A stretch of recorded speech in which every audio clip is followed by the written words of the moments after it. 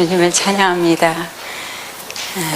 우리 찬양 부르는 시간에 계속 이 안에 무지개가 이렇게 쌍무지개처럼 한쪽에서 또 한쪽에서 펴서 크로스되는 그런 모습이 보였고, 하나님의 임재의 상징이면서도 물론이지만 우리에게 주신 이곳에 대한 이 장소와 또 아가페에 대한 약속이다 말씀하시고, 어려움이 있었지만 그 어려움을 잘 통과해서 내가 무지개 언약이다 하는 어떤 그런 다시는 정죄하지 않게 이 뜻이 아니라 하나님의 하나님이 되심을 보여주는 그 상징으로 그렇게 양쪽에 쌍무지개가 떠서 그 무지개 안에서 저희들은 예배했고 이렇게 춤을 췄고 여러분은 찬양을 하는 모습을 봤습니다.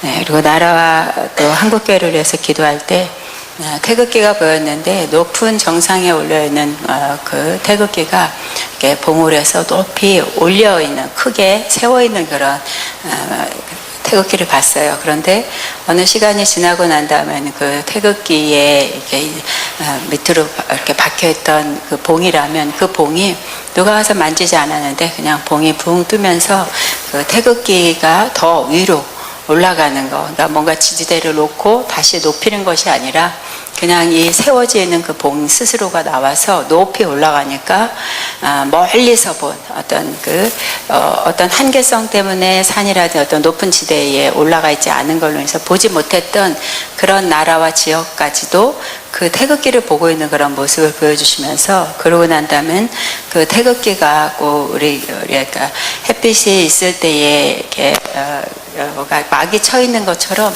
태극기 하나가 꽂혀 있는데, 높이 올라가서 꽂혀 있는데 그 태극기 그림자가 끊임없이 사방으로 퍼져나가는 그런 모습이 보여서, 주님이 지금의 우리 대한민국에 대한 현실로 보도로 들을 때는 낙심과 그 다음에 불안이지만, 그런 하나님 이 기회를 통해서 이 작은 나라를 향해서 많은 자들, 하다못해 멀리 있는 어떤 아시아 끝까지라든지 아니면 세계 열방에 이 대한민국이라는, 한국이라는 그 이름을 들을 수 있도록 국기를 올려서 보여주는 것, 그것은 우리에게 조롱거리로 보여주는 게 아니라 하나님의 신이 어떻게 하시는지, 이 나라를 어떻게 보게 하는지 주님이 그렇게 보일 것이다 말씀하시고, 낙심하지 말고 깨어 기도하고, 우리 또 한국교회를 위해서 기도한 그 기도 내용 같이 동시에 주시면서 이 나라를 향해서 세계 전도 강국으로 사용하겠다는 그 약속을, 언약을 붙잡고 기도할 때에 그 국기는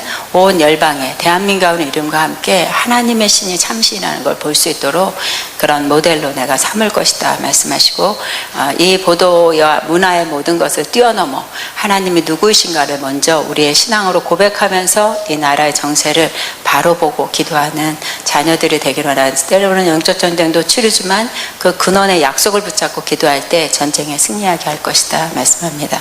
아가페를 위해서 기도할 때는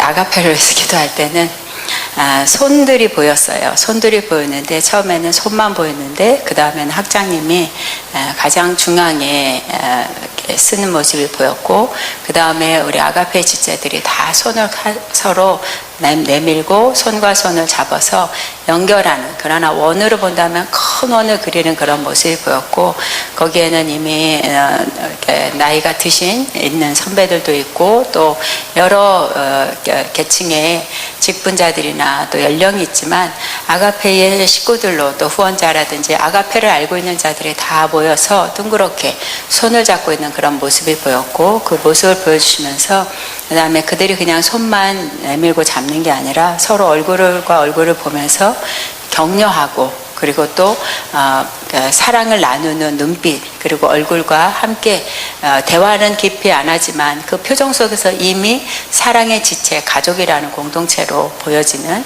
그런 모션을 하는 모습이 보이면서, 이번 컨퍼런스와 아가페에 이제 계속적으로 이미 우리 안에 있었던 가족들, 우리 아가페를 사랑하고 또 멀리 있음에도 불구하고 아가페의 지체들은 함께라는, 그 함께라는 단어 앞에 하나의 뜻과 계획을 가지고 기도할 수 있도록 내가 이 컨퍼런스나 또 모임을 통해서 계속 일할 것이다 말씀하시고, 삼위일체 하나님을 보이면서 우리가 함께 일하듯 우리 아가페 지체들도 함께라는 그래서 컨퍼런스 안에는 지혜와 계시의 영안에서 말씀이 풀어지지만 가장 핵심으로 하는 건 함께라는 단어 속에서 모든 것들이 이루어지고 또 그 은혜가 갑절로 되도록 내가 역사할 것이다 말씀합니다. 학자면에서 기도할 때는 몸을 반쯤 기대어 눕는 모습이 보였고 그러나 눕진 않고 안락의자에 앉은 것처럼 꼭 요람처럼 그러나 이게 몸이 약간은 흔들리고 있는 그런 모습이 보였어요. 근데 꼭 우리 아이 재울 때 살살 이렇게 흔들어 주듯이 학자님이 거기에 뭔가 요람 같은 데 앉아서 그 다음에 약간의 요동에 있는 움직이 있는 그 속에 몸은 더 길게 편한 자세로 다시 더 이렇게 앉는 것보다 눕는 모양처럼 누우시는 그런 모습이었고, 그러고 난 다음에 모든 머릿속에 있는 생각들을 다 내려놓는데 그 이후에 많은 천사들이 내려와서 제가 볼 때는 수는 쉬었어요. 그런데 7 천사로 보였고요.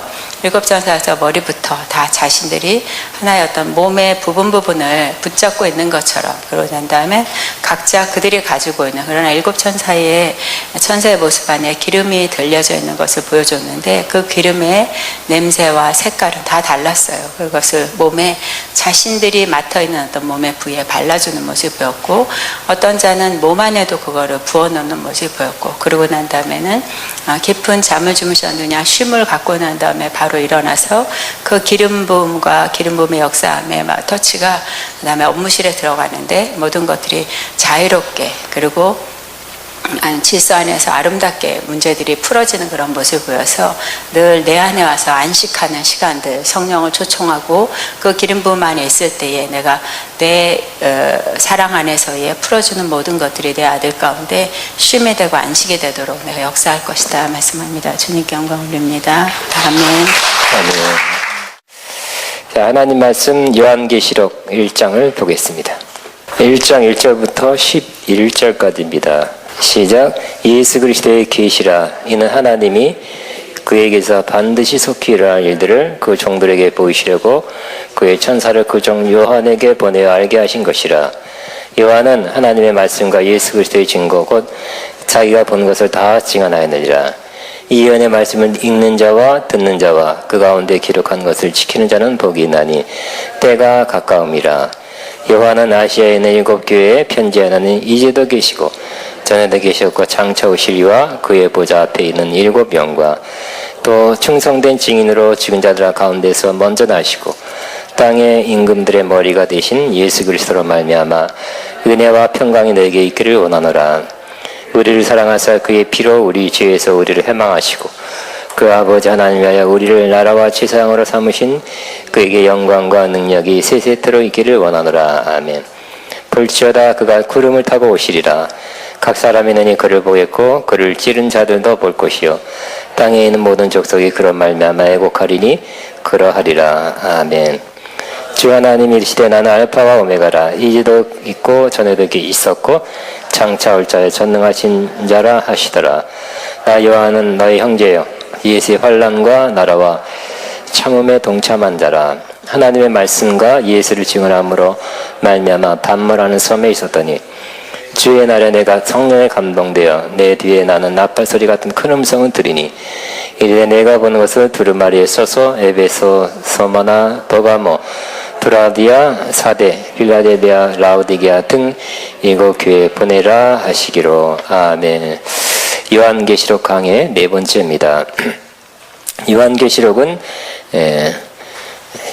이때 이와 같은 때 이 시대에 필요한 말씀입니다. 그렇죠? 종말의 때 종말에 관한 말씀을 들을 필요가 있습니다. 들어야 됩니다. 또 성경 자체가 오늘 1장 3절에도 이 계시의 말씀을 어떻게 하는 자? 읽는 자와 듣는 자와 지켜 행하는 자가 복이 있다 그랬어요. 그래서 읽지도 않고 듣지도 않고 그러니까 지켜 행하지 않으면 복이 없겠죠. 그러므로 적극 권장은 꼭 필요하다고 성경 자체에서 말씀하고 있습니다.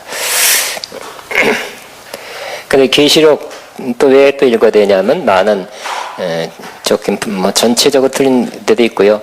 부분적으로 굉장히 다양한 해석, 트루 A, B, C, D, E 막 이렇게 해석이 틀려요.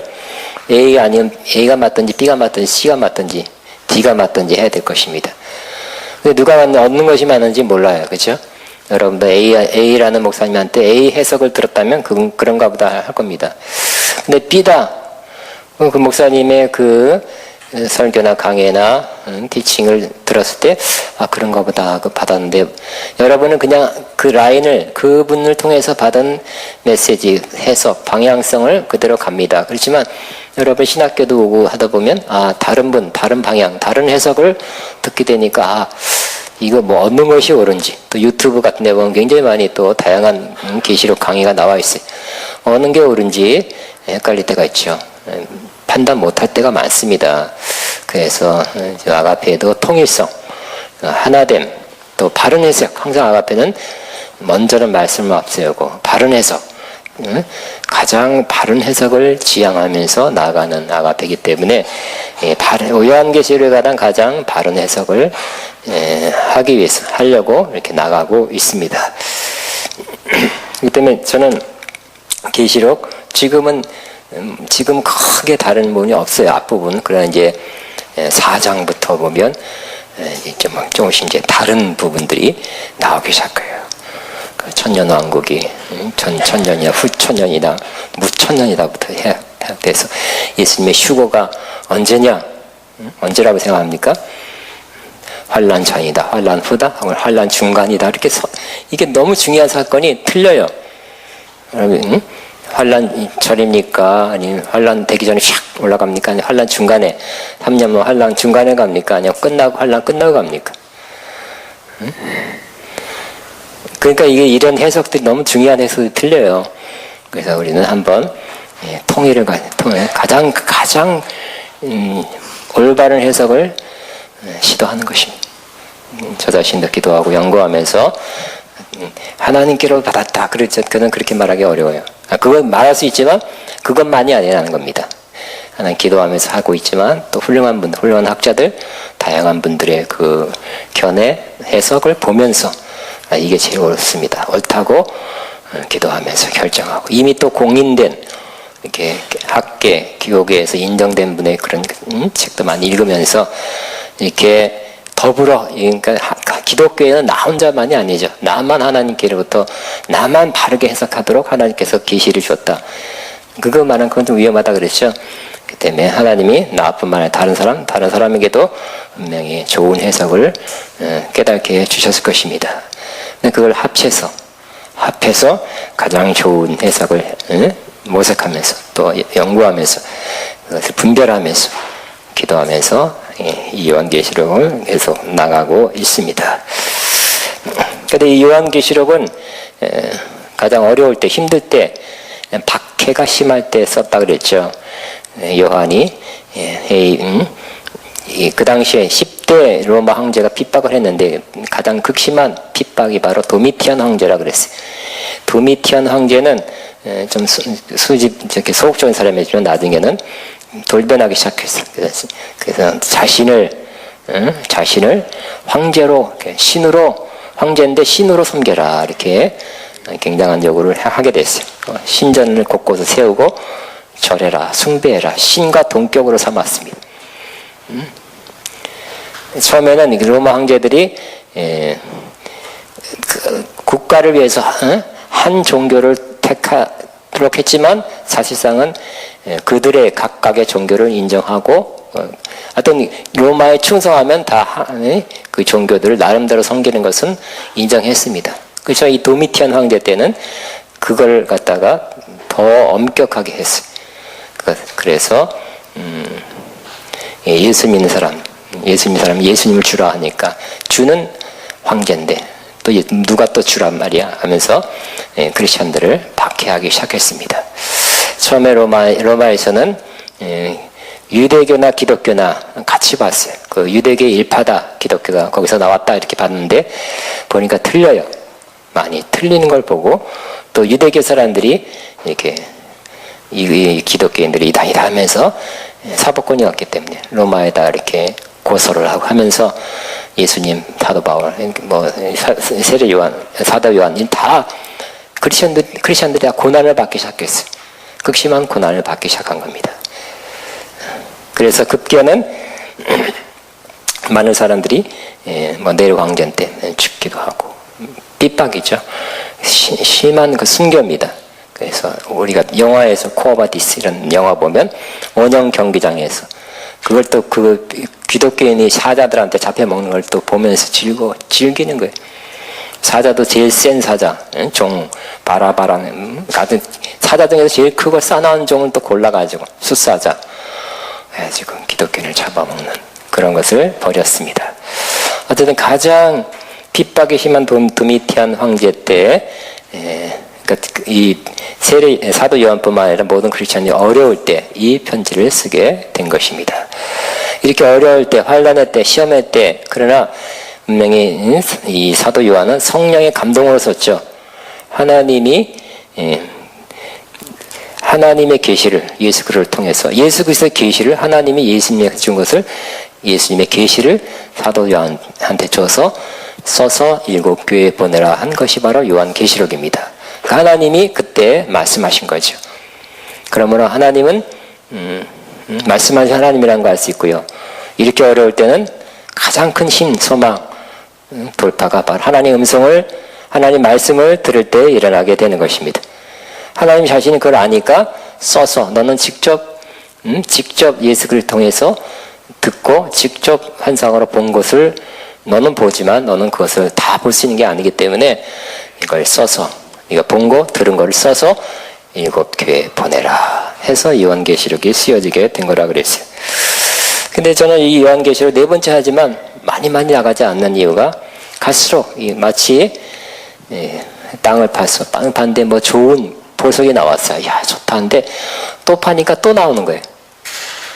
또 파니까 또 나와.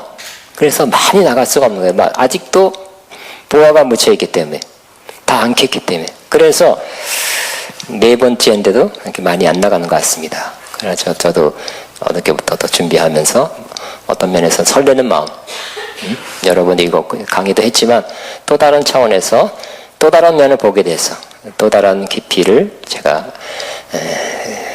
보게 돼서 기쁨과 설레는 마음으로 같이 나누게 됩니다.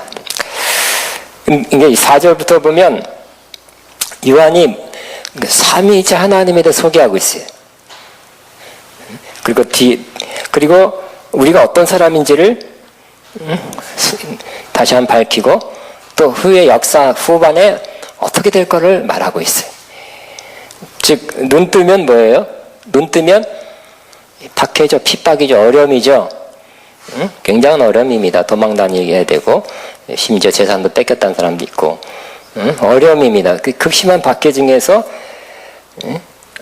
하나님은 이 사도 요한을 통해서 우리 크리스천들이 뭐를 보기를 원하냐면 하나님을 바라보기를 원한다는 거죠. 보이지 않는, 그러니까 보이는 세계는 어려움이에요. 힘든 거예요. 시험이에요. 박해예요. 그렇지만 이럴 때, 이 어려울 때 우리 시선을 주님께 하나님께 향해라. 그거 말씀하는 겁니다. 우리가 믿는 하나님이 어떤 하나님이냐고 그렇게 하나님이 다시 한번 우리에게 상기시켜 주는 것입니다. 자, 4절에 요한은 아시아에 있는 7교회에 편지하노니 이제도 계시고 전에도 계셨고 장차 오실 이와 그랬어요. 하나님은 이제도 계셨고 지금도 계신다는 거예요. 지금 로마 황제가 보이고 공권력이 보이고 군대가 보이고 로마 통치만 보이는 것이 아니라 또 환난, 어려움만 보지 말고 하나님이 그 가운데 살아계신 것 이제도 계시고 전에도 계셨고 장차 오실 하나님이라는 것을 보라는 것입니다. 믿으라는 것입니다. 우리 이번 학기에 묵상에 대해서 어디 공부하고 있죠. 그러면 묵상은 반쯤 입을 열어 소리내어 중얼거리다니까 자꾸 소리내어 선포하게 되기를 바랍니다. 나의 하나님은 이제도 계시고 전에도 계셨고 장차 오실 하나님이십니다. 시작. 나의 하나님은 이제도 계시고 전에도 계셨고 장차 오실 하나님이십니다. 아멘. 그러니까 보이는 것 말고 보이지 않는 더 영적인 세계, 신령한 세계, 우리가 보는 것은 사도 바울 표현했죠. 우리가 보는 것은 보이는 것이 아니라 보이지 않는 것이라 그랬죠. 우리가 주목하는 것은 보이는 것이 아니라 보이는 것이 아니라 보이지 않는 것을 주목한다 그랬어요. 이게 믿음 생활이에요. 신앙 생활이에요. 그러므로 이렇게 어려울 때, 이렇게 힘들 때, 혹은 여러분도 큰 문제가 있을 때, 어려움이 있을 때 어떤 하나님? 이제도 계시고 지금 살아계신다는 거예요. 함께 하시고 또 과거에 계셨고 전에도 계셨고 장차 오실 하나님을 바라봐야 할 것입니다. 다시 한번 선포합니다. 나의 하나님은 이제도 계시고 전에도 계셨고 장차 오신 하나님이십니다. 시작. 나의 하나님은 이제도 계시고 전에도 계시고 장차 오신 하나님. 또 성령님을 소개하는데 그의 보좌 앞에는 7영과 그랬어요. 7영. 그래서 하나님 성령을 7영이다. 그러니까 우리 이사야 11장 2절에 성령의 온전한 역사, 온전한 능력, 모든 걸 다 해줄 수 있는 지혜의 영, 능력의 영, 또 모사의 영, 하나님을 두려워하는 영, 전능하신 여호와의 영, 이렇게 성령님의 온전한 그 능력, 온전한 우리를 위해서 다 해줄 수 있는 그 7영을 바라보라는 것입니다. 저와 여러분은 마찬가지죠. 우리 어려울 때 문제만 보지 말고 우리와 함께 하시는 7영으로 함께 하시는 모든 걸 다 해줄 수 있는 성령님을 바라보게 되시기를 바랍니다. 다시 한번 선포합니다. 성령께서 7영으로 나와 함께 하십니다. 시작. 성령께서 7영으로 나와 한 번 더 시작. 성령께서 7영으로 나와 함께 하십니다. 아멘. 또 예수님을 소개하는데 또 충성된 증인이다 그랬죠. 그래서 예수님 끝까지 충성되게 하나님이 하라고 하는 전하라고 했던 모든 말씀을 다 증언했어요. 그 충성된 어려움 가운데 고난 가운데 또 십자가 죽음 가운데 다 충성된 증인이에요. 즉 이 예수님을 충성된 증인이라고 소개하면서 우리도 충성된 증인 될 것을 간접적으로 말씀하고 있는 것입니다. 저와 여러분 충성된 증인으로 끝까지 가게 되시기를 바랍니다. 잘 될 때 편할 땐 하죠. 그러나 어려울 때는 그냥 이축되죠. 다음에 해야지. 안 하겠다. 못 하겠다 하는 게 그냥 충성된 증인 되는 거예요.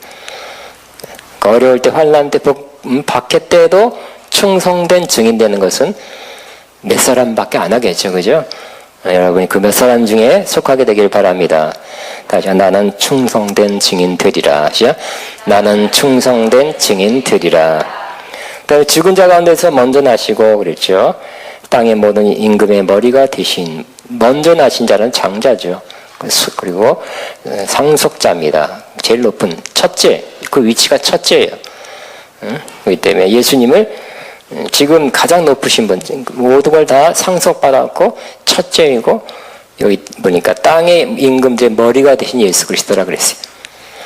얼마 전에 몇십 년 전에 예수 그리스도는 십자가에 못 박혀 세상 사람이 볼 때는 십자가에 못 박혀 죽으신 끝난 그래서 기독교인들이 부활했다는데 난 모르겠고 하면서 예수님을 이렇게 평가절하할 수도 있어요. 그러나 실제적으로 영적으로 또 진실로 예수님 어떤 분이라고요?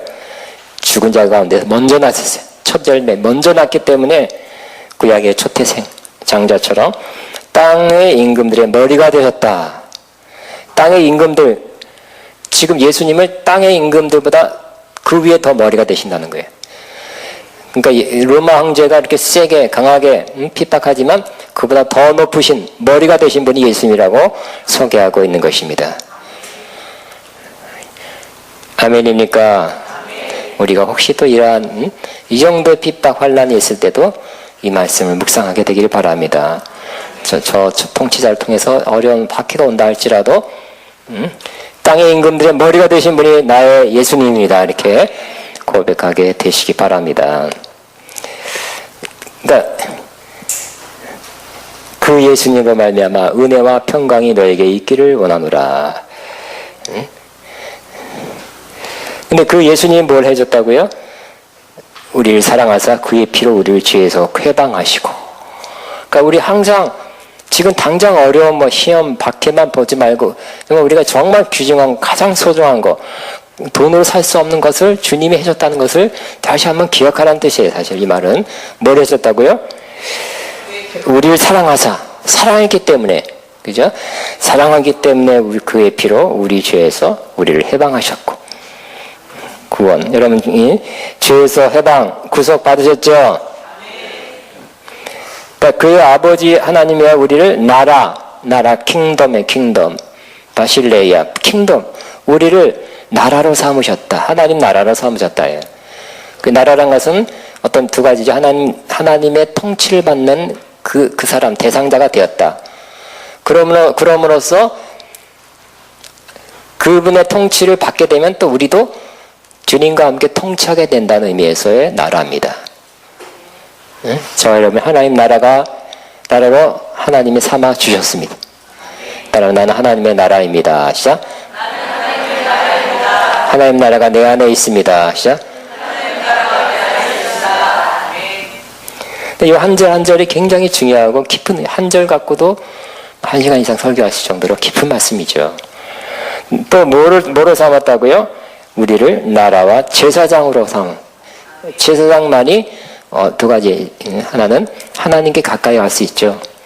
이방인들은 뜰에 있다든지, 또 유대인들이 할지라도 들어올 수 있는 곳이 한정되어 있는데, 제사장만이 성소, 지성소, 대제사장은 지성소까지 들어갈 수 있었죠. 하나님께 가까이 나갈 수 있게 있는 사람이 제사장이죠.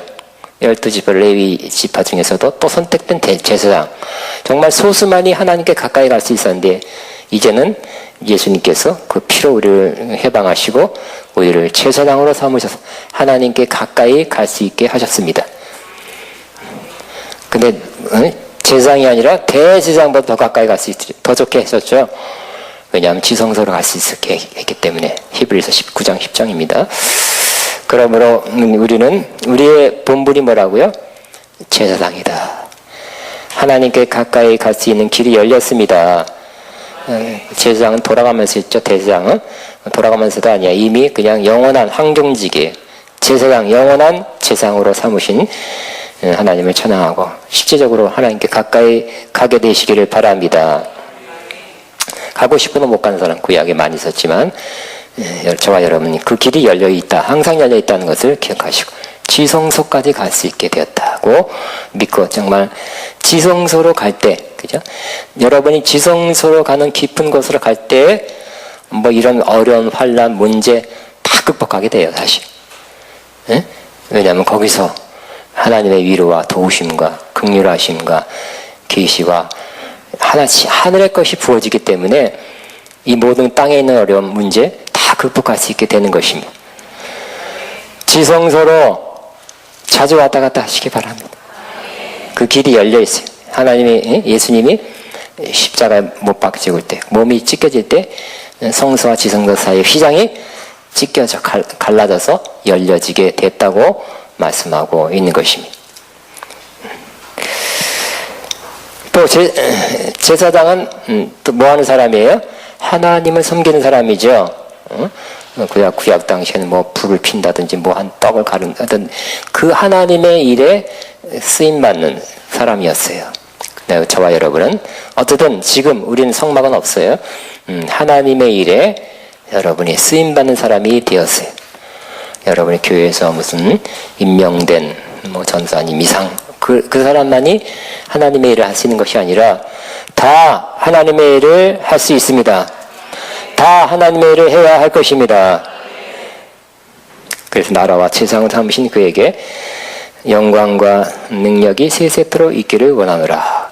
그러니까 이런 걸 바라볼 때마다 나의 참 정체성, 참 아이덴티티가 이렇구나.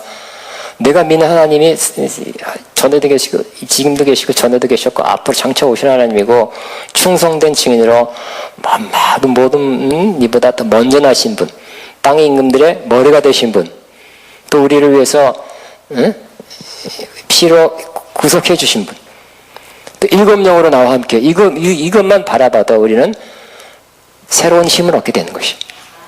이겨나갈 극복할 수 있는 힘을 얻게 되는 것입니다. 아멘. 제가 늘 강조합니다. 하나님, 이 박해 환난 없어지게 하옵소서. 그런 기도도 해야 돼요. 빨리 이 박해, 아니 도미티안 황제 빨리 죽든지 저 어떻게 그냥 심장마비, 예를 들어서 도미티안 황제 죽든지 이 로마가 빨리 무너졌는지 이 박해가 빨리 없어지게 하시고 시험 빨리 없어지게 하시고 그래서 당하고 있는 이 어려움 빨리 가게 하옵소서. 빨리 이것도 해야 돼요. 그렇지만 더 중요한 건 뭐예요?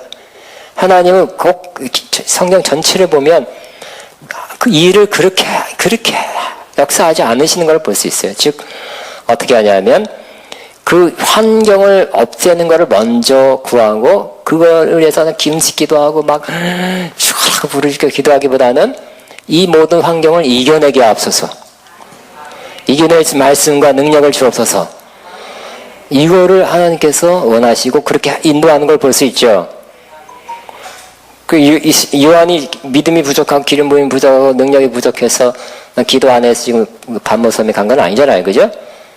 그럼에도 그 요한도 이렇게 반모섬에서 고난을 당하고 있는 것은 또 많은 크리스천들은 뭐예요? 크리스천들을 하나님이 그 환경, 어려운 환경, 역경의 그 상황을 변화시켜 달라는 것보다는 많은 사람이 그거 하고 있죠. 그죠? 그걸 위해서 금식기도 하고 있고, 그걸 위해서 지금 뭐 작정기도 하고 있고, 그걸 위해서 부르짖고 있고, 막 목이 터져가고, 막 쉬어가고, 집사님 그러잖아요. 응? 그렇지만 하나님은 그게 아니라 이 상황을 변화시키는 것도 해야 되지만 이 상황을 이겨나갈 수 있는 힘과 능력과 말씀을 주옵소서. 이겨나가기를 원하고 있다는 것이에요. 이겨나가는 것, 극복하는 것이 바로 이기는 자. 2장부터 3장까지 이기는 자가 되는 것이. 아멘. 이걸 빨리 깨달을수록 저와 여러분은 빨리 성장하게 되는 것입니다. 계속 상황만 변화시켜달라고 한다면 언제까지 이게 해결될까요? 상황은 안 변할 수도 있어요. 변할 수도 있고요. 그러나 그 상황을 이길 수 있는 마음의 힘, 믿음, 지혜, 능력, 세임 주시면 여러분 이기는 자가 되고, 그러면서 여러분은 성장하고 성숙한 사람, 한 단계 높아진 사람이 되는 것입니다. 이기는 자가 되기 위해서는 첫째는 뭐라고요? 하나님이 나와 함께 한다는 것. 이 삼위일체 하나님이 나와 함께 한다는 것을 아는 거예요. 믿는 거예요. 그리고 누리는 거예요. 이런 하나님인데 우리가 이런 것 이길 수 없을까요? 이길 수 있다는 거예요. 오늘 저는 다시 한번 이 말씀을 강조하고 싶고요. 막 설레는 마음으로 섰어요. 설교할 때 항상 설레는 마음 쓰는 게 아니거든요. 이 말씀 이미 전했지만 명확하게 해야 되겠다.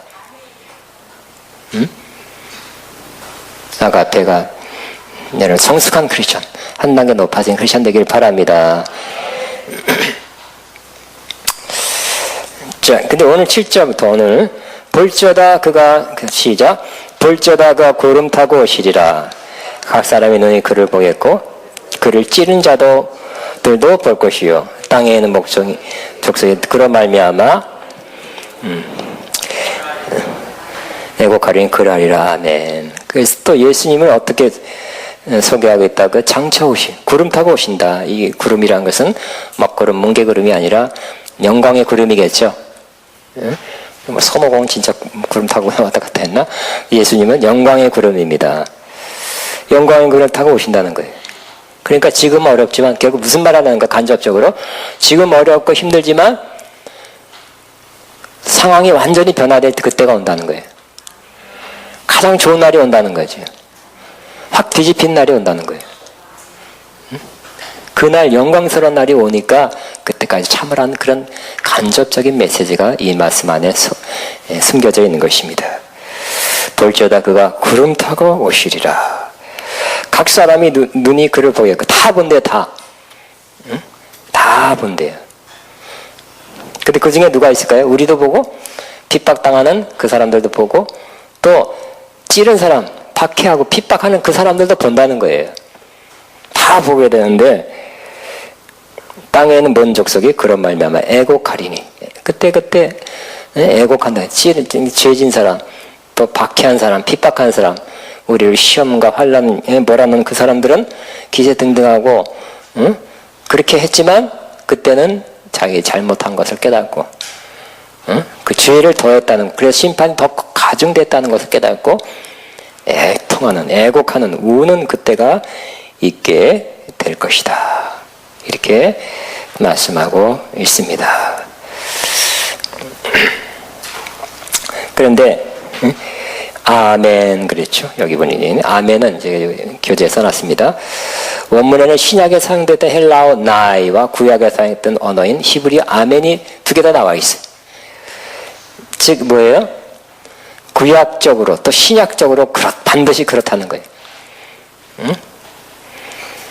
그러니까 이것을 읽는 공동체가 히브리 헬라어를 모를 수도 있죠.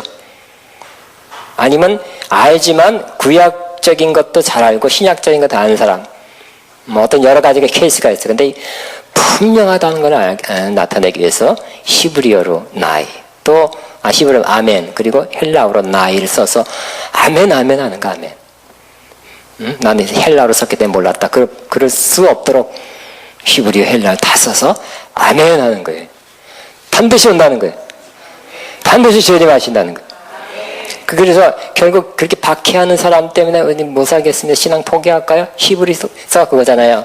너무 박해가 심해서 신앙 포기할까? 옛날 구약 신앙으로 돌아가면, 옛날 때 모세 신앙으로 돌아가면, 율법 돌아가면 그래도 핍박은 면할 수 있으니까 돌아갈까 말까 하는 그 공동체에 쓴 서신이잖아요. 근데 결국 돌아가면 안 된다는 거죠. 하나님은 소멸하는 불이라고 그랬어요. 돌아가면 안 된다.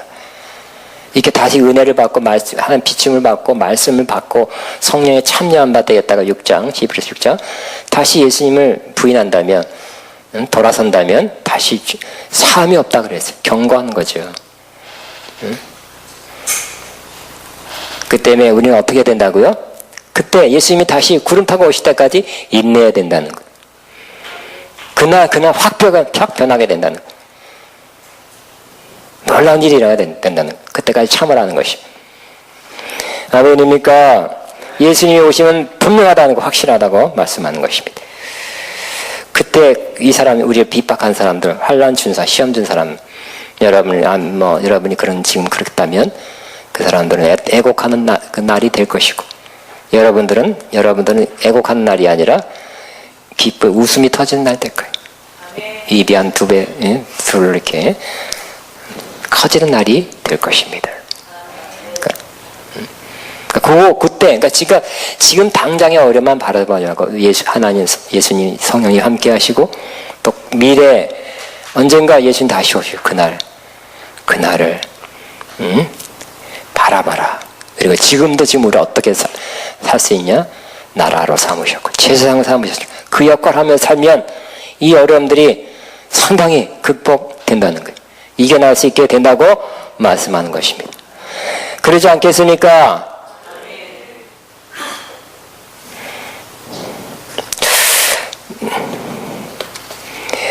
다시 한번 8절에 주 하나님이 이르시되 나는 알파와 오메가다. 이제도 있고 전에도 있었고 장차 오실 자요 올 자요 전능하신 하나님 말씀합니다. 다시 뭐라고? 나는 알파와 오메가라 그랬어요. 알파 오메가 헬라어죠. 히브리어는 지금 이 헬라어 썼으니 헬라어로. 그러니까 즉 이 히브리적 영법에서는 알레프테 타우까지. 그러니까 이것은 처음이고 끝이다. 이렇게 번역됐나요? 알파 오메가. 근데 꼭 처음만 되고 끝만 되는 게 아니라 이 히브리적 관용적 영법은 전체를 다. 그러니까 예를 들어서 율법 전체를 다 지켜라 그러면 어떻게 표현할까요? 알렙부터 타오까지 하면 전체 다 지키라는 뜻이에요.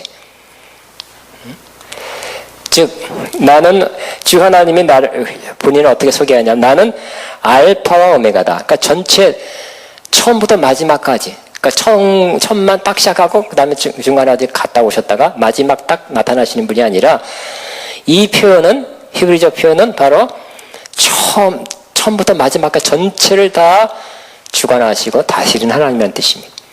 모든 것 되신다는 거예요. 모든 시간에는 함께 하시는 하나님. 모든 시간 안에 역사하는 하나님의 뜻이라.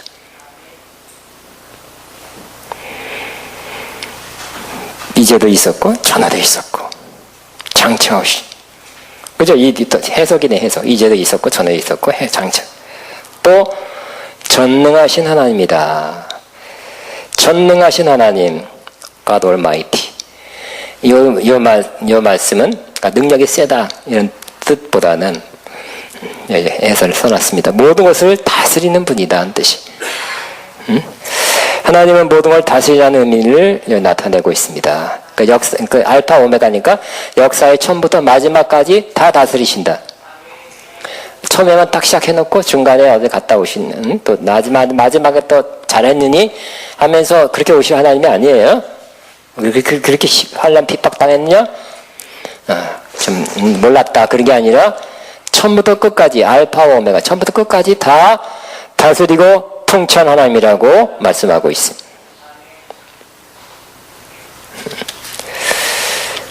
God Almighty.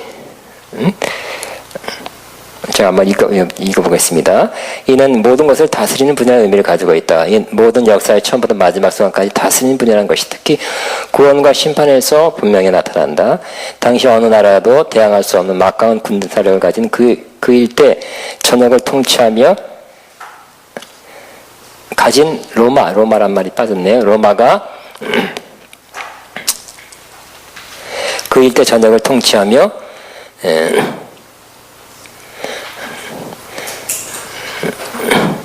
기독교를 없애려게 하고 그리스도인들을 박해하던 시대였다. 그런데 요한을 통해서 주님을 어떻게 모든 것을 손에 붙잡고 계신 분으로 나타내 보여주신다. 구약에는 여호와 사바오스 혹은 체바요 만군의 하나님으로 언급되었다. 이를 통해서 주 예수님 전능하신 하나님께서 통치하신다고 언급하고 있는 것이다. 그러니까 우리는 이거를 볼 수 있는 마음의 눈이 열리게 되기를 바랍니다. 육신의 눈을 뜨면 로마가 통치하고 있어요. 막강한 군사력으로 통치하고 있어요. 현실적으로 나타나고 뭐 해라 지시상이 내려오고 어기면 바로 공권력을 통해서 잡아갑니다. 그러나 우리 마음의 눈을 떠서 보면 이 모든 역사를 주관하고 다스리는 분이 전능하신 하나님이라는 거예요. 그러니까 하나님이 역사의 처음부터 마지막까지 계속해서 다스리고 있다는 것을 믿음의 눈으로 바라보라는 것입니다. 저와 여러분 꼭 그렇게 되길 바랍니다. 난 지금 이런 어려움 저런 어려움인데 하나님이 이런 어려움 주실 리가 없고 하면서 내 상황이 이럴 수가 없는데 기도가 부족했나? 어쨌든 여러분은 모든 걸 주관하고 다스리는 하나님을 볼 수 있다면 여러분 마음이 더 편안해지고 하나님의 섭리와 뜻을 이루는데 여러분이 동력하게 되는 것입니다. 그럼에도 불구하고 이 상황, 이 어려움에도 불구하고 주님은 나를 다스리십니다. 통치하십니다. 이 나라를 다스리십니다. 문재인 대통령과 그 정권 다스린 그저 그 위에서 또 주관하고 다스리는 분은 하나님이십니다. 전능하신 하나님입니다. 이렇게 믿음의 눈을 계속 보게 되시기 바랍니다. 이 눈이 참 어려워요. 우리는 너무 심한 어려움 당할 때 그 문제만 보게 되죠. 어려움만 보게 되죠. 그것 때문에 그 문제를 바라보고 힘들어하고 두려워하고 염려하고 마음 아파하고 그러나 그 가운데가 그 이면에 보이지 않게 마음의 눈으로만 바라볼 수 있는 주님을 바라볼 수 있다면 하나님의 전능하신 손 안에 우리가 우리 삶을 우리 앞날을 미래를 맡길 수 있는 저와 여러분이 될 것입니다. 자, 이렇게 여기 써놨습니다. 누구도 주님의 손에 붙잡혀 있다면 아무도 빼앗을 수 없다. 교회 배후에 이러한 주님이 계심으로 교회가 그의 주님께 충성하는 한 아무것도 교회를 파괴할 수 없을 것이다. 이러한 전능하신 하나님이 보증하신 그리스도의 재림은 확실한 것이다. 아멘. 9절을 같이 읽겠습니다. 시작. 나 요한은 너의 형제요 예수의 환난과 나라와 참음과 함에 동참하는 자라. 하나님의 말씀과 예수를 증언함으로 말미암아 반모라는 섬에 있었더니 그랬어요. 요한을 어떻게 소개했습니까? 형제다 그랬어요. 사도다 그러지 않았어요. 사동이 사도지만 형제다. 또 예수의 환난과 참음에 동참하는 자다 그랬어요. 형제다 그래야 형제가 하는 말을 좀 이렇게 받아들이겠죠. 사도로서 한다 그러면 아무리 지금 이 상황에서는 지금 여러분 이렇게 어렵고 밖에 핍박을 당한 사람한테 사도니까 명령을 지켜라 그게 어려운 겁니다. 그죠? 여러분도 같이 낮아지고 눈높이를 맞춰서 얘기해야 돼. 같은 형제다. 또 예수의 환난과 나라와 참음에 동참하는 자다 그랬어요. 사도 요한이 뭐라고 자신을 예수의 나라와 환난과 나라와 참음에 동참한 자라고 했어요. 정말 요 내용이 깊은 거예요. 즉 요한은 자신을 예수님의 환난, 예수님 환난 당하셨습니까? 당했죠. 십자가 그 심판받고 고문받고 고난 십자가 죽는 자체가 환난이. 환난과 나라 통치, 지배, 하나님 나라와 참음에 동참한 자. 예수님이 이 길 간 것을 우리는 알게 되죠. 알았죠? 알고 있죠? 근데 사도 요한은 자기를 이 예수님의 환난과 나라와 참음에 동참한 자라고 소개하고 있습니다. 예수님이 거기 갔어요. 환난과 나라란 건 통치죠. 그럼에도 불구하고 통치하는 예수님이에요. 뭐 언제 통치하나요? 통치하셨어요. 그럼에도 불구하고. 또 참음에 동참. 예수님 참으셨죠. 십자가를 참았다고 11-12장에 말씀하고 있어요. 그러니까 사도 요한은 자기를 예수님의 환난과 나라와 참음에 동참한 자다 하면서 뭐를 또 간접적으로 메시지를 던지냐면 당신들도 예수님도 그 길 갔고 나도 그 길 갔고 여러분도 그 길 가야 된다고 말씀하는 거예요. 어떤 길이라고? 예수님 받았던 또 사도 요한이 갔던 환난과 나라와 참음. 사도 요한은 그냥 내가 사도니까 지위가 높으니까 안 받은 것도 아니고 기름 부음이 강하니까 아니면 기도를 많이 했기 때문에 이 길을 피한 게 아니라 동참하게 됐다는 거예요. 중요하죠? 제가 요즘 한 몇 년 동안 메시지 전한 내용 중에 하나가 이거죠. 여러분이 기도 많이 하고 기름 부음 오면 좋은 것입니다. 유익하고요. 좋은 것을 하나님께서 갚아주실 것입니다. 그러나 그렇다고 해서 이 환난과 나라와 이 참음에 여러분 예외가 되고 그거를 받지 않는 것은 아니라고 그랬어요. 그럼에도 불구하고 이 길 가야 된다는 거예요. 예수님도 갔고요. 바울도 갔고 사도 요한도 갔다는 거예요.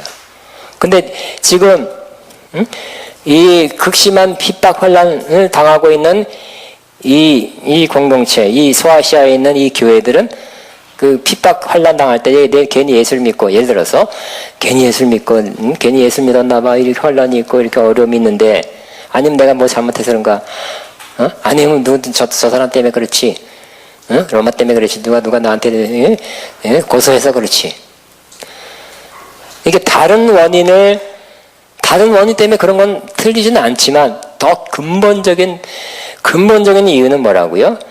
예수님의 환난과 나라와 참음에 동참하는 거라는 거예요. 이 땅에서는 그렇게 살아야 된다는 거예요. 그 길 가야 된다는 것입니다. 뭐라고? 예수님의 환난과 나라와 참음에 동참한 그 길 가야 되는 것이 믿는 자의 길이라는 것입니다. 아멘. 이 메시지가 계속 선포돼야 돼요. 예수 믿고 기름 부음 받고 은사와 능력 받으면 잘 된다, 풀린다, 뭐 열린다, 재정의 축복, 뭐 그것 있어요. 있지만 항상 그렇지 않죠. 사도 요한처럼 계시가 임하고 한 사람이 왜 붙잡히도 하나님 가르쳐줘서 피해라 그러지 않고 왜 붙잡히게 했을까요? 그러니까 우리도 이 길 가야 된다는 걸 기억하시기 바랍니다. 아멘. 그런데 자 여기 보세요. 19절에 하나님의 말씀과 예수를 증언함으로 말미암아 반모란 섬에 있었더니 그랬어요. 자, 사도 요한이 한 일이 주요한 일이 뭐라고요? 하나님의 말씀을 전하는 거예요. 또 예수님을 증거하는 거예요. 이걸 동격으로 볼 수도 있어요. 하나님의 말씀, 곧 예수 그리스도를 증언하는 것, 복음을 증언하는 것을 했는데 하나님 말씀 전하는 것, 곧 예수 그리스도의 복음을 전하는데 그것 때문에 그런 말미암아 반모라는 섬에 유배를 당하고 있다는 거예요. 여러분, 때로는 이런 일도 일어날 수 있다는 것을 기억하시기 바랍니다. 하나님 말씀을 전하는데 무슨 잘못인지, 예수 그리스도의 복음을 전한 것이 뭘 잘못했는지, 그럼에도 불구하고 반모라는 그 바위섬, 그 어려운 곳에 유배를 당하고 유명한 정치적인 반모섬에, 바위섬에 갇혀 있다는 것이에요. 여러 가지 불편하죠? 여러 가지 힘들고요. 그냥 가서 쉬는 것이 아니라, 섬생활 제주도 간 것이 아니라 바위섬이고요. 또 거기서는 로마 시대 유배 당한 사람은 거기서도 중노동을 해야 돼. 중노동을. 그러니까 이 요한이 도미티안 황제 후반이라면 거의 뭐 90 몇 년도인데, AD 90 몇 년도인데, 요한 자체가 나이 들었죠. 굉장히 노인인데 가서 중노동을 했어야 돼요. 열악한 환경에. 의식주가 굉장히 불편하면서도 유배를 당했어요. 하나님이 미리 피하라를 가르쳐 예언자 요한한테 그렇게 말하지 않았네요. 그냥 허용했네요. 그러니까 여러분, 하나님의 말씀과 즉 예수님을 증언하는 때문에 이와 같은 어려움이 있을 수도 있다고 생각해야 되는 것입니다. 왜 아멘이 적죠? 하나님의 말씀과 예수를 증거하다 그래도 하시겠습니까? 잡혀가는데요. 어려움이 있을 수 있는데요. 그래도 하겠습니까? 충성되게 하겠습니까? 박기와 시험이 하다 하겠습니까? 말만 내가 보기에 탁 찍어놓게 손 들어보세요. 그래도 하겠습니다. 쫙 찍어놨어요. 여러분들은 꼭 하시게 되기 바랍니다. 그런데 또 중요한 게 있죠. 이제 두 가지 말씀하고 마칠 것입니다. 중요한 것은 뭐라고요? 이렇게 여러분 하나님 말씀과 예수님을 증거하는 것 때문에 그런 말미암아 반모라는 섬에 유배당하고 있는데요. 어려움 당하고 있는데요. 중요한 건 뭐냐면 11절에 있죠. 10절에 주의 날에 내가 성령의 감동이 되어, 주의 날은 예수 그리스도의 부활하신 날입니다. 내 뒤에서 나는 나팔 소리 같은 큰 음성을 들었다 그랬어요. 여러분, 이와 같이 하나님 말씀을 증거하고 예수님 복음을 증거할 때는 핍박이 온다는 것 기억하시고, 그러나 하나님은 다른 것으로 보상해 준다는 거예요. 이 땅에서는 물질적으로 보상할 수도 있고 아닐 수도 있고요. 이 땅에서는 반드시 신령한 것으로는 반드시 보상해 주십니다. 그럼 물론 하늘나라에 가서 영육간에 다 보상을 받을 거예요. 그러니까 이렇게 하나님 말씀과 예수 그리스도를 증언하는 것을 해서 고난 핍박 당하는 요한에게 어떤 축복을 줬어요? 성령에 감동되는 축복. 응? 성령에 감동된 축복을 줬어요. 응? 요 말은 성령의 감동이다 그러지만 NIV 성경에는 I was in the Spirit, 성령 안에 있었다고 표현하고요. 사실 더 좋은 번역은 여기 에스겔서에서 보면 하나님이 나를 이렇게 성령으로 나를 들어 올리셨다, 높이셨다 이렇게 표현하고 있어요. 즉 에스겔이 계시를 받을 때, 환상을 볼 때 하나님께서 이렇게 들어 올려서서, 그러니까 이 세상 차원이 아니라 더 한 단계 하늘나라 차원으로 올려서서 나에게 계시를 줬다 하는 표현을 또 여기서 쓰는 거예요. 그래서 내가 성령의 감동을 받아 이 땅이 아니라 한 차원 높은 차원으로 올라가서 내 뒤에서 나는 나팔 소리 같은 큰 음성을 들었다 그랬어요. 나팔 소리, 여기 써놨습니다. 나팔은 구약 때 소집할 때, 군사적으로 경고할 때, 전쟁 때, 절기 때 이렇게 불었다 그랬어요. 백성들을 소집할 때, 군사적으로 경고할 때, 전쟁 때. 신약 때도 마찬가지. 똑같이 예수님 재림할 때 주께서 호령과 나팔 소리와 함께 온다 그랬죠. 근데 아주 중요한 때 나팔을 불었어요. 이 나팔 소리를 못 들을 리가 없어요. 분명하게 부니까, 확실하게. 그러니까 여러분 10절이 얼마나 좋은 거예요. 주의 날에 내가 성령의 감동이 돼서 성령으로 충만해서 이렇게 이 세상 차원에 넘어서 한 단계 높아 올림을 받아서 또 내 뒤에서 나는 나팔 소리 같은 것은 아주 중요한 메시지라는 뜻이고, 나팔 소리가 아주 클리어, 명백하게 들리는 것처럼 나는 명백하게 중요한 큰 음성을 듣게 되었다는 것이. 왜요? 10절만 딱 오려가지고 지요 나도 성령의 감동에 대해서 내 뒤에서 나는 나팔 소리 같은 큰 음성을 듣게 하소서, 계시의 말씀을 받게 하소서 하면 좋겠죠? 근데 사실 요한은 그렇게 기도 안 했네요. 그렇게 안 했어도 이게 축복을 주시는 거네요. 왜요? 9절에 나는 너희 형제인데 예수의 환난과 나라와 참음에 동참했기 때문에. 그렇게 하시기 바랍니다. 예수의 환난과 나라와 참음에 동참한 자에게. 또 구체적으로는 뭐 하다가 이렇게 환난과 나라와 참음에 동참하게 되냐면 하나님 말씀, 곧 예수 그리스도를 증언하는 하다가 그로 말미암아 반모섬에 갇혔다 그랬죠. 복음을 전하는 게 뭐 잘못됐냐? 그것이 핍박이었어요. 그러나 하나님께서 반드시 복음을 전하는 자에게 축복을 주시는데, 물질적인 것을 줄 수도 있고 그거는 100% 보장은 아닐 수 있어요. 그러나 영적인 것은 100%예요. 뭐예요? 10절 같은 축복을 여러분 저와는 받게 되시기 바랍니다. 주의 날에 내가 성령의 감동. 시작. 주의 날에 내가 성령의 감동이래요. 내 뒤에서 나는 나팔 소리 같은 음성을. 이 축복은 반드시 받게 됩니다. 그러니까 여러분 핍박 때문에 움츠리고, 심지어 어떤 사람은 믿음 떠나고 유대교로 다 떠나고 교회 안 다니고 이런 사람도 있지만, 핍박 때문에 쉬겠다, 교회 쉬겠다 그런 사람도 있지만, 핍박에도 불구하고 충성된 증인으로 계속 핍박 받으면서도 예수님의 증인 된 사람은 하나님께서 이렇게 반모섬 같은데 이렇게 고난 받은 사람 반드시 주의 나라에 성령에 감동돼서, 즉 한참 올려서 뒤에서는 나팔 소리, 분명한 하나님의 계시의 말씀을, 하나님의 음성을 듣는다는 거예요. 아멘. 그러니까 주님 때문에 받는 핍박이 얼마나 큰 축복을 주는지. 그죠? 그냥 요 구절만 외워서 이 구절만 외우지 말고 앞뒤로 보신 문맥을 통해서 보면 왜 이런 복을 받게 됐는가를 살펴야 될 것입니다.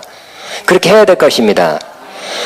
정말 예수님 복음을 전하는 것 때문에 핍박 환난 받는 거 뿐만 아니라 참는 거, 예수의 환난과 나라와 참음에 동참하면, 복음 때문에 여러분은 이 복부터 받기 시작하고 다음 복도 또 넣어주실 거예요. 아멘. 어쩌다가 뭐 그런 것 같은 그냥 감동 수준의 어떤 말씀의 음성을 그냥 하나님 말씀이라고 우길 수 있는 그런 게 아니라 큰 음성, 나팔 소리 같은 큰 음성을 들었다는 거예요.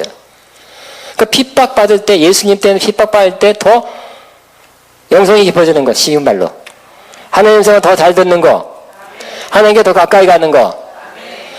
응? 그러니까 여러분 핍박받을 때 뭐 사서 받을 수는 없겠죠. 일부러 뛰어가서 나 핍박해 주세요. 그럴 필요는 없겠지만, 핍박이 올 때, 환난이 올 때 어떻게 한다고요? 환난에 동참하는구나. 예수님의 환난에 동참하고 나라에 동참하고 또 인내하는 것에 동참하는 자가 되었으니 감사합니다고 잘 받으면, 환난과 핍박을 잘 받으면, 잘 인내하면 이런 축복을 먼저 영적 축복부터 꼭 받게 되시기를 바랍니다. 아멘. 기름 부음만 받아서 되는 게 아니에요. 기름 부음은 제일 중요하지만 기름 부음 받기 전에 이런 과정이 내가 겪어야 그 다음에 기름 부음에 임해서 이러한 역사가, 이런 하나님과의 깊은 관계가 이루어지게 되는 것입니다. 마지막 메시지는 여기 보니까 19절에 나 요한은 너희 형제여 예수의 환난과 나라와 참에 동참한다. 따라합니다. 예수의 환난과 나라와 참에 동참한 자라 하시냐? 주여, 여러분 따라가고 싶은 사람만 하세요. 꼭 해야 되지만, 주여 나도 예수의 환난과 나라와 참음에 동참하는 자가 되게 앞서서. 시작. 주여 나도 예수의 환난과 나라와 참음에 동참하는 자가 되게 앞서서. 이게 여러분 평신도 때 그냥 이때는 그냥 이거 잘 몰라요. 그냥 환난이 오면 그 환난이 없어지길만 해서 기도하고 금식하고 뭐 싸우고 뭐 영차 전쟁하고 그러죠. 근데 이게 아니라는 거예요. 우리 아가페 수준은 그게 아니죠. 성경에 나와 있는 수준 가야 돼요. 뭐라고요? 예수의 환란에 동참하는 거예요. 나라와 참음에 동참하는 자가 되면 그 다음에 나오는, 그 다음에 열려지는 그 은사와 능력이 진짜가 되는 거예요. 확실한 거예요. 그런 사람이 예언이 맞는 거고요. 응? 안 그래요? 그냥 어디서 빌려와서 막 뒤집어 써서 그냥 좀 하다가 또 안 되면 또 그냥 적당하게 이렇게 하면 안 돼요. 그죠?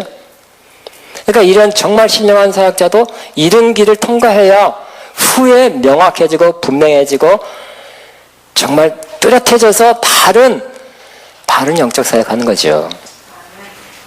그렇죠? 근데 요 말씀 마지막 요 말은 뭐냐면 지금 예수의 환란에 동참한다고 말씀드렸어요. 참음에 동참한다고 말씀했는데 정말 또 깊고 이해 안 될 수도 있고 깊은 차원의 말씀, 나라에 동참한다는 거예요. 나라라는 건 통치요, 다스림이죠. 예수님 환란 당한 것도 알고, 그럼에도 예수님이 뭐 사역이 안 되는 것 같은, 뭐 받아들이지 않는 때도 있어, 그 사람들이. 또 예수님이 붙잡히고 나서 꼼짝 못해서 신문 받고 고난 받고 뭐 맞고 막 그냥 벌거벗고 매달려서 막 그럴 때는 어떤다고요? 그럴 때는 예수님이 통치하는 게 아니라 역시 제 종교 지도자와 공권력 로마가 더 세니까 예수님을 잡아서 죽이는 것 같았어요. 예수님의 통치가 아니라 그 사람들의 세상 나라가 이기는 것 같아요. 그렇지만 여기는 뭐라고요? 그것도 하나님의 나라, 하나님의 통치의 일부라는 거예요. 그것도 하나님의 예수님이 가야 될 길이에요. 그렇게 함으로 다스리는 거예요. 고난과 환난과 죽으심이 통치한 부분이에요. 그렇게 하셨어요. 그죠? 마귀는 더 죽이려고 그랬죠. 마지막 순간에. 근데 그 죽는 것, 고난받는 것이 하나님의 통치에 그 속에 들어가는 거예요. 그때도 하나님을 다스리는 순간이었어요. 그러므로 우리는 내가 지금 이 상황에서 하나님 나라를 다스리지 않거나 또 내가 하나님 나라로서 하나님의 통치하심의 동역자가 된다, 이런 일을 못하고 있다고 생각하기 쉽죠. 환난 당할 때 무슨 길을 못 펴는데 뭐 다 막혔는데 무슨 나라 통치해 내가. 그러나 여러분이 환난과 나라와 인내, 주님의 섭리야. 주님은 뭐라 그랬어요? 전능하신 하나님이라 그랬죠. 모든 걸 다 다스리고 통치하는 하나님이라 그랬어요. 그 하나님의 손에 그 손을 믿고 의지하고 맡기면서 가는 그 사람한테는 뭐라고요? 이 모든 환난과 참음과 다스림, 나라와 이 참음이 진짜로 이루어지게 된다. 리얼하게 된다는 거예요. 그게 사실인 것이 된다는 거예요. 무슨 얘기인지 알겠죠? 그러면 여러분이 고난 환난 때 어떻게 여러분의 주님을 믿고 의지하고 어떻게 하냐에 따라서 아직도 고난이 벗겨지지 않고 시험의 때에 내가 아무것도 할 수 없습니다. 가 아니라 이 고난도 하나님의 통치와 다스림의 한 순간입니다. 한 일부입니다고 인정하고 고난 가운데 그냥 참여하고 인내하면서 간 그때 하나님의 다스림이 있는 것이라는 걸 믿게 되시기 바랍니다. 예수님도 그렇게 하셨어요. 그죠? 꼼짝할 수 없는 달려있는 순간도 예수님이 다스리는 순간이었대요. 하나님이 다스리는 순간이었대요. 아멘. 힘들고 어렵고 고난 때문에 환난 때문에 애통하고 그것만이 아니라 하나님 그 순간에도 하나님께 하나님 그래도 나를 다스리시. 전능하신 하나님께 나를 다스리십니다. 이와 같은 어려운 때도 나를 통치하십니다. 지금 뭐 이렇게 막히는 순간도 하나님의 통치의 일부이십니다. 그러면 감사합니다. 하나님 그래도 이 상황도 하나님이 다스리는 그 일부의 하나입니다. 물론 이 시간이 영원히 될 건 아니에요. 그걸 믿고 있기 때문에 하나님 이 시간 또 지나가게 할 거라고 믿고 지금도 하나님의 통치의 일부라고 믿는 거, 맡기는 거, 인정하는 거. 그러면 이 순간 어느 순간도 하나님의 다스림의 순간이 된다는 것을 기억하시기 바랍니다. 이게 쉬운 게 아니에요. 믿음에 관해서 제가 몇 개월 설교했는데 이걸 많이 설교했어요. 그러나 이게 쉬운 게 너무 어려울 때는 이게 쉽지 않아. 그럼에도 불구하고 하나님 나를 다스리십니다. 이것도 하나님의 다스림의 일부입니다. 하나님의 보이지 않지만 보이는 그 공권력이나 문제가 아니라 전능하신 하나님 모든 걸 다스리고 통치하십니다. 그럼 그렇게 하시기 바랍니다. 그러면 여러분도 또 어느 순간에 이와 같이 10절 같은 좋은 날 10절 마지막에 마칩니다. 시작. 주의 날에 내가 성령의 감동이 되어 내 뒤에서 나는 나팔 소리 같은 큰 음성을 들으니 이런 축복이 신령한 축복이 있게 될 것입니다. 기도하겠습니다. 7절부터 10절을 읽으면서 주님 감사합니다 하면서 신령 예수님 하나님 성령님 바라보고 또 장차될 일 하나님의 섭리 인도하심 역사하심 바라보는 그 마음에 있는 덕도 뜨게 앞서서 하면서 주여 말하고 기도합니다. 주여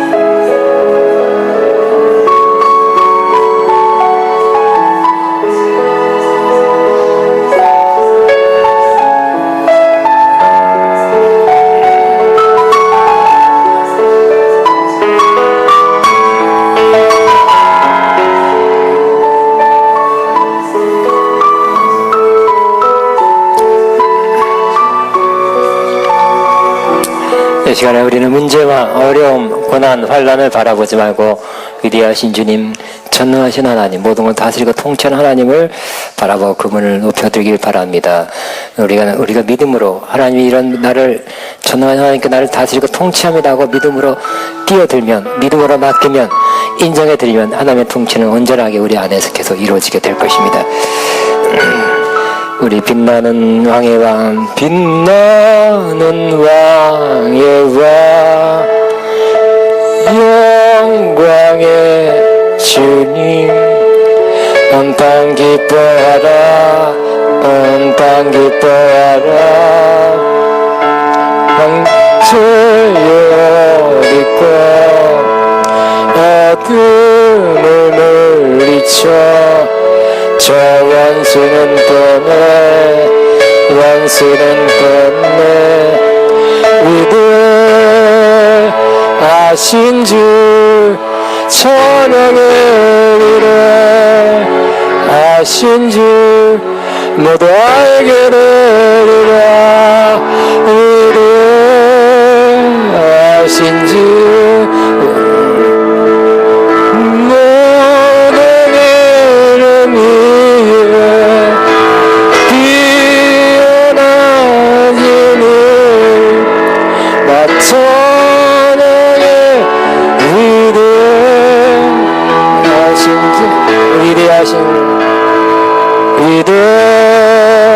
위대하신 주 찬양의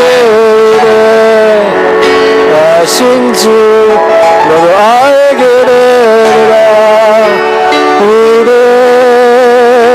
위대하신 주 모든 이름 위에 귀연하신 이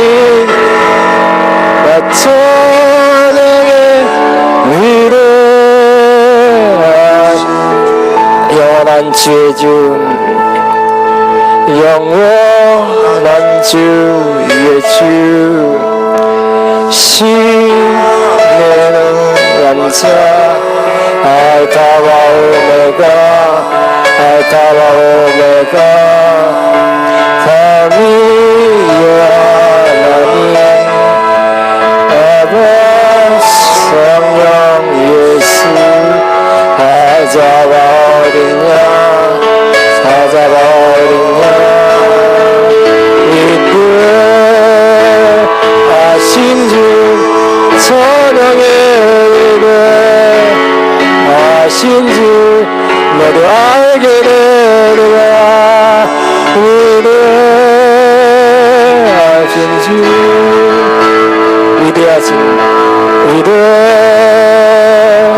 위대하신 주 찬양의 위대하신 주 모두 알게 되리라. 위대하신 주 모든 이름에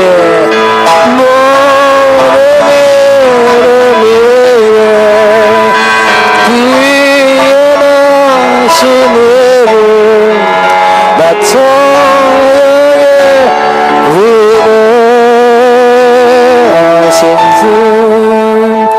시간의 기도는 뭘 주옵소서, 통치해 주옵소서, 뭐 이런 거 하지 말고 통치하십니다. 다스리십니다. 하나님은 전능하신 분입니다. 나를 토스하시고 통치하십니다고 선포하는 그런 기도를 한 1분간 하겠습니다. 기도합니다. 주님 감사합니다. 주님 나를 다스리고 통치하십니다. 주님은 위대하십니다. 주님은 전능자이십니다. 나나나나나나 전능하십니다. 위대하십니다. 통치하십니다. 나나나나나나나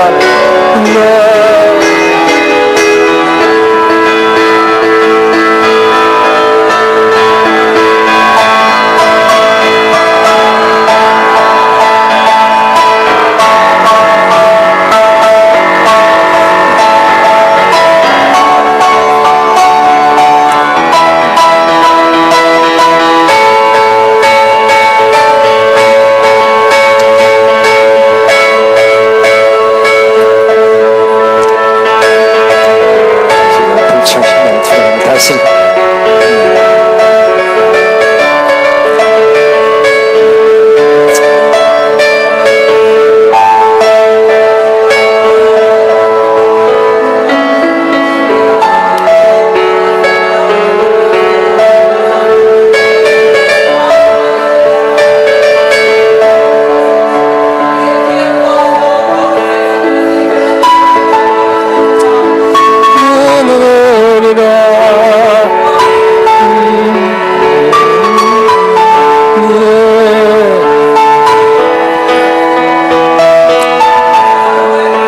이 시간에 앞으로 나오시면 미련 하나님 다시 한번 나를 충만케 하시고 믿습니다 하면서 믿음으로 앞으로 나오시면 기도해 드리겠습니다.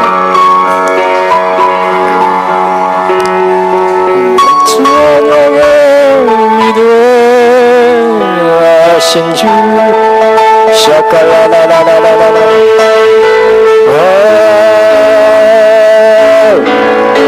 예 주님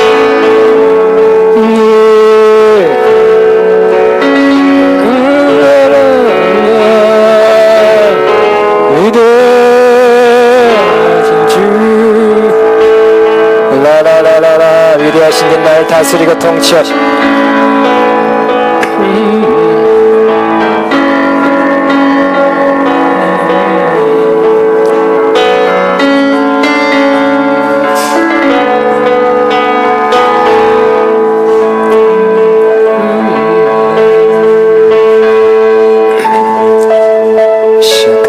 전능하신 주님 머리를 다스리고 통치한 주님 믿습니다 하면 믿음으로 그 안에 들어갑니다. 샤칼라나나나나 라나나나나 주여 감사.